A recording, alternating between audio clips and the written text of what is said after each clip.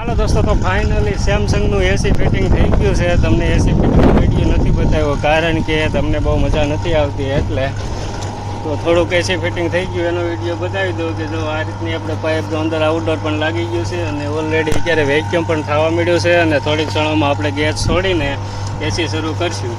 તો ત્યાં સુધીમાં આપણે આ પાઇપો કમ્પ્લીટ ફિટિંગ કરી દઈએ અને પછી હવે જઈએ નીચે અને આને ગેસ છોડીને પછી જઈએ નીચે અને નીચેનું આઉટડોર કરીએ ચાલુ. દોસ્તો, તો અત્યારે આ તડકાના વાગી ગયા છે 12:30 અને વેક્યુમ પણ થઈ ગયો છે. હવે બસ ગેસ છોડવાની તૈયારી હાલે છે. તો આપણે આ એલએનજી પાનું ચડાવી દીધું છે અને એમસીબી ફિટ નીચે થાય છે. એમસીબી ફિટ થાય એટલે આપણે તરત અહીંયા ગેસ છોડીને અને ચાલુ કરી દેવાનું છે. અમારી કરતાં ઉતાવળ અમારા ભાઈને છે, 5 મિનિટે પૂછે છે થઈ ગયું થઈ ગયું થઈ ગયું. એસીને પવન ખાવો છે? મજા આવી છે ને એસીને પવન ખાવાની? પણ કેમ મોડું લીધો? ઉનાળો વયો ગયો. હજી ચોમાસામાં વરસાદ પડે ત્યારે ગરમી થાય કા, ત્યારે વાપરવું પડે. તો જાઓ, ઓલરેડી સેમસંગનું એસી છે, મસ્ત રીતે સ્ટેન્ડ ઉપર ફિટિંગ કરી દીધું છે.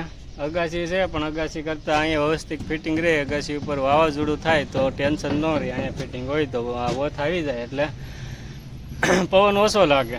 તો આપણું આઉટડોર છે એ સેફટીમાં રહે. તો હાલો, હવે તડકો લાગવા મળ્યો છે. 5-10 મિનિટનું કામ છે, પછી ઠંડો પવનની હવા આપણે ખાઈએ. તો ચાલો જઈએ હવે નીચે. હાલો દોસ્તો, તો આપણે આવી ગયા છીએ ઓલરેડી હવે નીચે અને અમારે દવા કારીગર ઇલેક્ટ્રિકને આવી ગયા છે અને એમસીબી ફિટ કરે છે. આ જગ્યાએ એમસીબી ફિટ કરીને પછી આઉટડોર દવા લગાડી દીધું છે. એમસીબી ફિટ થાય એટલે એસી શરૂ. બાકી અત્યારે ઓલરેડી કુલરમાં તો છે, કુલર તો ચાલુ જ છે. એમાં પવન ઘડીક ઠંડો થાય છે, ઉપરથી પડશો રેબઝેબ થઈ ગયા છે એટલે. હાલો દોસ્તો, તો અત્યારે એસી ફિટિંગમાં સહેલું કામ છે કે આપણે જે લીકેજ છે કે નહીં એ ચેક કરવાનું. તો એ કામ પણ પૂરું કરી રહ્યું છે. જો આપણે આ લીકેજ ચેક કરી દીધું છે. આપણે આ બોટલ હોય એ ત્યાંના શેમ્પૂના પીણા હોય એનાથી ચેક થઈ ગયું છે દોસ્તો. તો તમને ફિટિંગ બતાવી દઉં જે આઉટડોરનું કરેલું છે તે, પછી આપણે જઈએ નીચે. જો દોસ્તો, તો અહીંથી આવેલી છે પાઇપ જે અંદરથી આવે તે ઇન્ડોરની, અને આપણે જે વધારે પાઇપ છે ત્યાં પાછળ ગોઠવી દીધેલી છે. અને આ છે પાણીની પાઇપ. અને આ રીતનું એસી જો કમ્પ્લીટ રીતે શરૂ છે. પતરું એકદમ ગરમ છે કારણ કે વાગ્યો છે એક.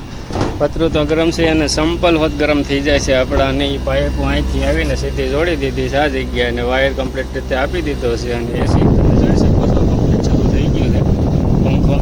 અને આ પાઇપું થવા મળી ઠંડી. હાલો હવે આપણે જઈએ નીચે.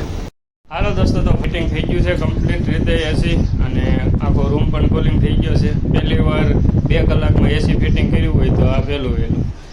બાકી બધા અઘરા જ મને મળ્યા છે. આ મસ્ત સરસ રીતે શાંતિપૂર્વક એસી ફિટિંગ થઈ ગયું છે. તો આપણે અભિમાન નથી કરતા, ગમે ત્યારે ફિટિંગ કરીએ ને બહુ ઝાઝો સમય વયો જાય છે, 4 કલાક 5 કલાક કે કાંઈ એવું પથ્થર નીકળી જાય કે આ રીતની શું કહેવાય એ જે સ્લેબ ભરેલી હોય એ નીકળી જાય એટલે વોલ પાડવામાં પ્રોબ્લેમ થાય.